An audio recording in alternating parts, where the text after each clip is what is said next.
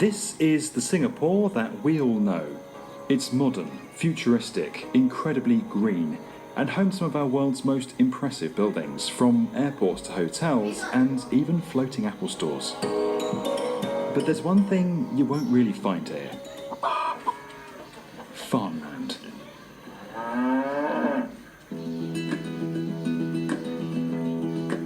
Singapore currently imports 90% of its food supply. That means when something like, say, a global pandemic or geopolitical tensions disrupt the supply chain, being able to produce your own food within your own borders suddenly becomes really important. To make its food supply more resilient, the Singaporean government has laid out an ambitious goal: produce 30% of its own food by 2030. But unused land in Singapore is hard to come by, so urban farms are popping up inside, outside, and everywhere in between. As the world's urban population continues to grow, these might just be the farms of the future, and construction will need to know how to build them.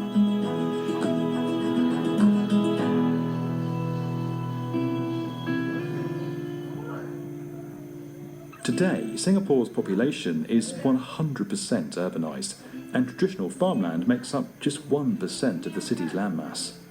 But it hasn't always been this way.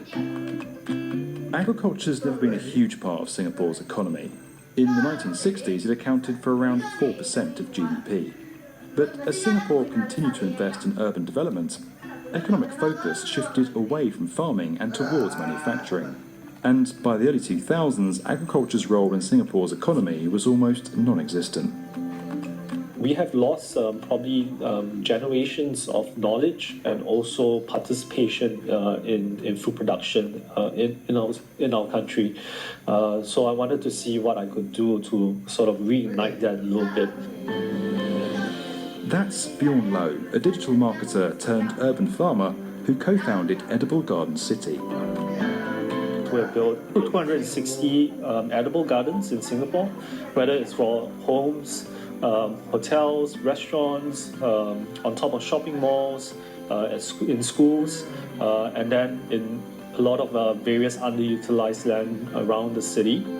Over the last decade, Bjorn has seen the sector shift from being led by smaller farmers like himself to getting major government and industry investment. So you have a lot of big commercial players coming in, whether it's from the fish farms or the egg farms. You have technology providers coming from Holland, from Japan, wanting to use Singapore as a platform, as a launch pad for their technology.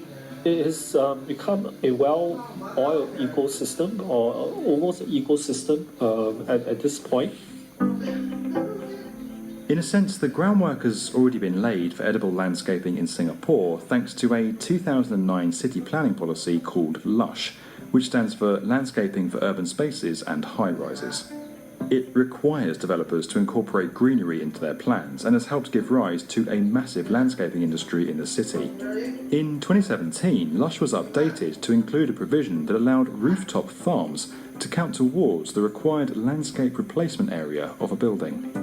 Now, with the government's 30 by 30 push to produce more of its own food, urban farming is looking like it could have its own renaissance, building quite literally on top of the success of LUSH.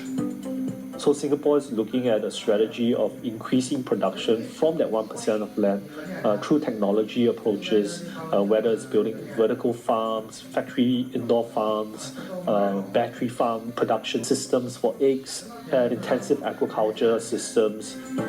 Right now, you're probably picturing something like this, and to some degree, you're right. Indoor farming is part of Singapore's plan. Artisan Green grows spinach in a controlled indoor environment using water instead of soil and pesticides. Everything from the light to the temperature can be optimised for the specific crops. Sky Greens uses hydraulic power to rotate and irrigate crops in modular vertical frames. The racks can be stacked up to 9 metres and housed in outdoor greenhouses. But while controlled environments can help avoid some of the pitfalls of traditional farming, like water pollution caused by pesticide runoff, the process can be quite energy intensive, and after labour, energy and technology costs, it can be hard for urban farmers to compete with the price of imports. We know that the food system is challenged because of the approaches of industrialized production. By creating controlled environment agriculture, warehouses of plant factories, for example, we're falling back into the same space. So whilst we have that as one approach, which is highly publicized and focused on, we need alternative approach to that. One alternative to growing crops inside buildings is to simply build farms on top of them. In partnership with the Singapore Food Agency, Citiponics opened a pilot commercial farm on the rooftop of a multi-storey car park, where it grows lettuce, spinach and basil, or basil if you're watching in the US, using its hydroponic vertical farming racks.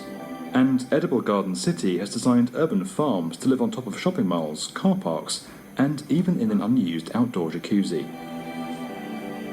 The government's making more space available for larger scale farms too.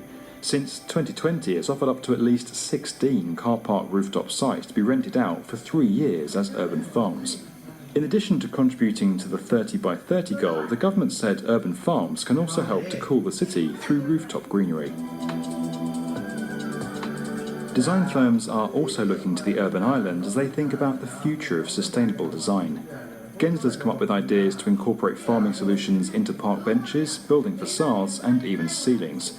And Arup visited Singapore back in 2019 to explore the future of urban agriculture.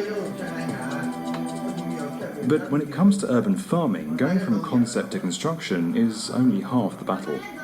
The biggest challenge of all may be getting people to actually eat the food, especially when it comes with a higher price tag.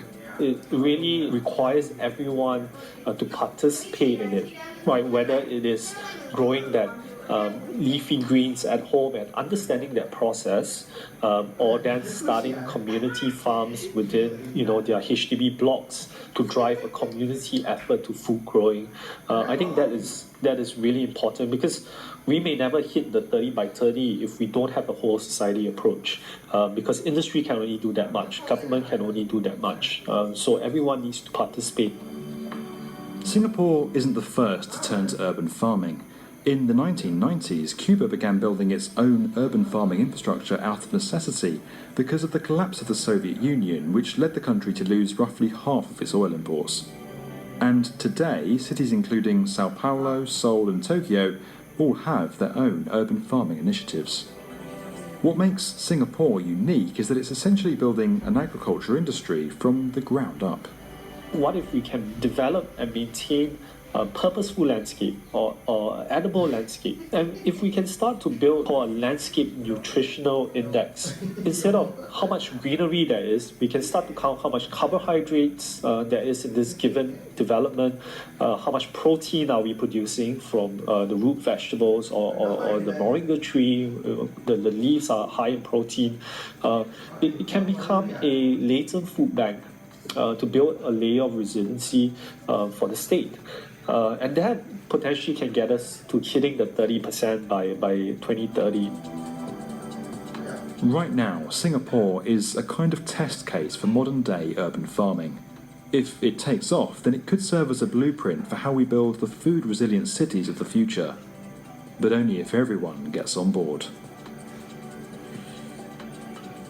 If this video is growing on you and you want to learn more about where construction is headed, make sure you're subscribed to Tomorrow's Build.